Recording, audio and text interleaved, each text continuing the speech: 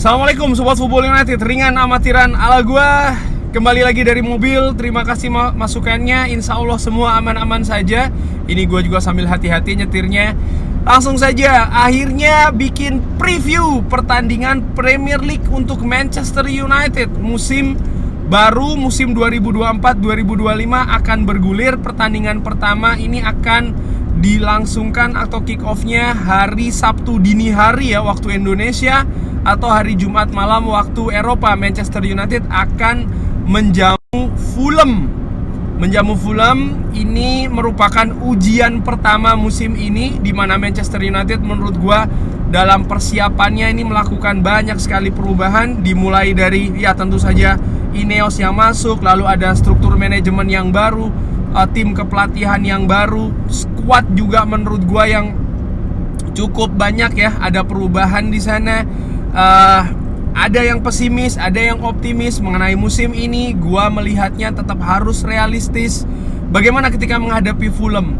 Well, menurut catatan gua, Manchester United di 3 pertandingan menghadapi Fulham di Old Trafford, di 3 pertandingan terakhir ini tidak pernah mudah. Manchester United selalu tertinggal duluan ketika menghadapi Fulham di 3 pertandingan terakhir. Menurut catatan gue, kalau salah tolong gue dikoreksi ya.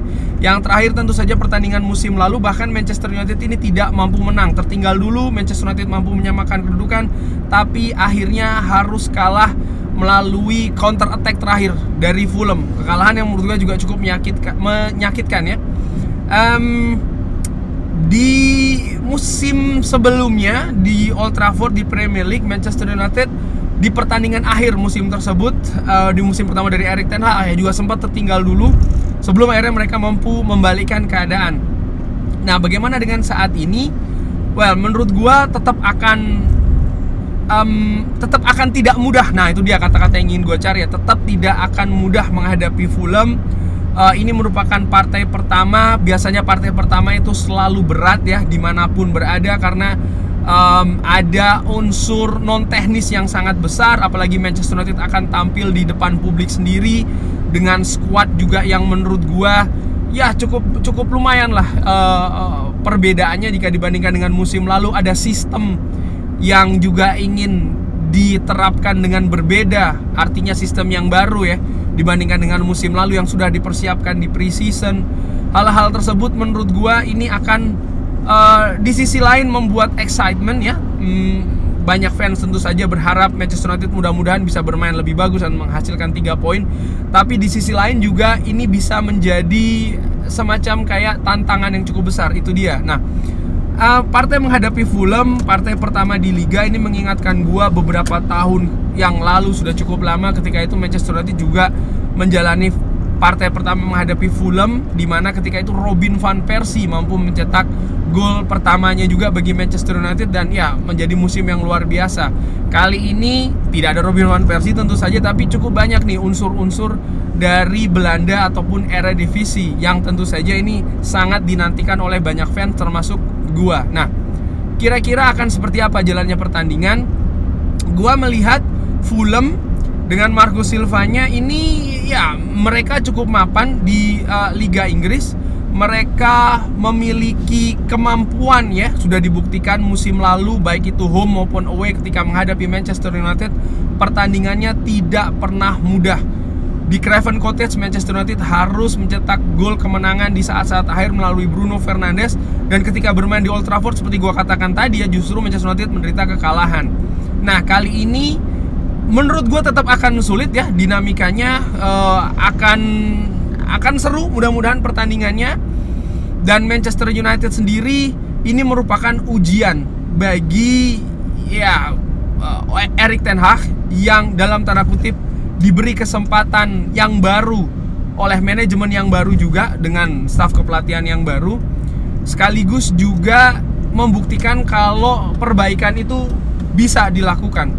Dan perbaikan ini menurut gua harus dilakukan dari seawal mungkin, termasuk juga di pertandingan pertama. Catatan Erik ten Hag menjalani pertandingan pertama dengan Manchester United ini secara keseluruhan, secara rata-rata tidak bagus menurut gua secara ringan amatiran. Kenapa? Di pertandingan pertama di musim pertama dari Erik ten Hag, Manchester United kalah menghadapi Brighton 1-2. di penampilan juga yang sebenarnya tidak bagus ya. Lalu ketika menghadapi Wolves musim lalu di pertandingan pertama, yes, Manchester United menang 1-0. Tapi bagaimana menurut gua Wolves mungkin justru juga bisa dikatakan bermain cukup baik, bahkan kalau tidak berlebihan jika dikatakan mungkin lebih baik daripada Manchester United, karena bagaimana Wolves ini juga sangat mengancam di pertandingan tersebut dengan counter attack yang cepat. Hanya saja memang finishing kualitas mereka tidak punya pada saat itu, tapi Manchester United mampu tampil klinikal dan mencetak gol kemenangan salah satunya melalui Rafael Varane. Artinya 2 pertandingan pertama bagi Erik ten Hag di masing-masing musimnya ya, ini tidak berjalan dengan bagus. Bagaimana dengan kali ini? Gua harapkan situasi itu bisa berubah. Gua harapkan Manchester United bukan hanya bisa meraih kemenangan, tapi juga mampu menunjukkan permainan yang bagus. Nah, terkait dengan permainan yang bagus, menurut gua ini ya situasinya masih 50-50. Kenapa masih 50-50? Karena ada beberapa punggawa yang tidak ikut pre-season atau bahkan baru bergabung dengan Manchester United yang kemungkinan akan langsung diturunkan dari awal. Matthijs de Ligt, Nocer Mazraoui menurut gua punya peluang yang besar untuk dimainkan dari awal.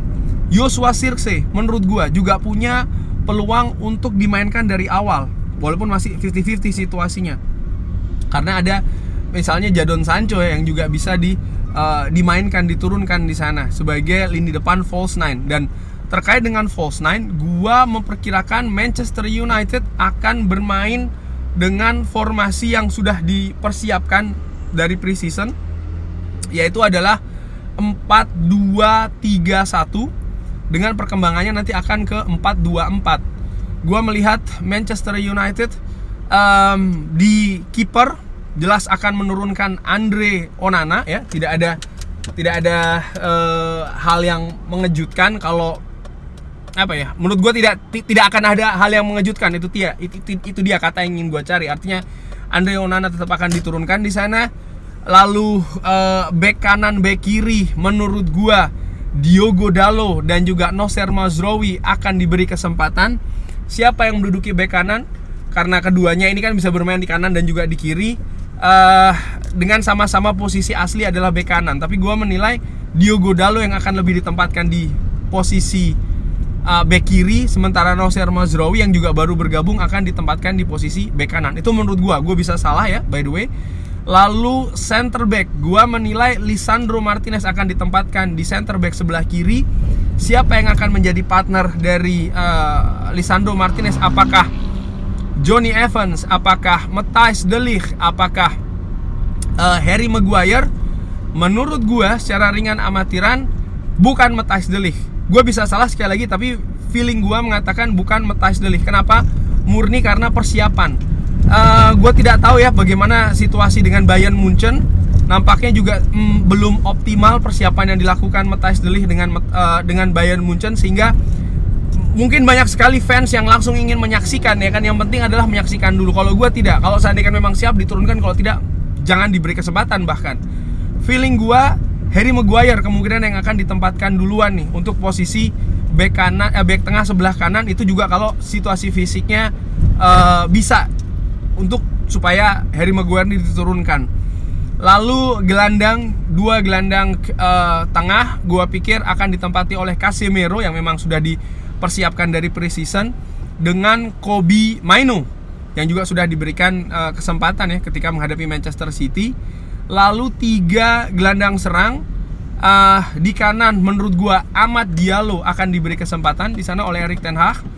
Lalu di sebelah kiri menurut gua akan diberi kesempatan seorang Marcus Rashford yang memang secara full diberi kesempatan di pre-season.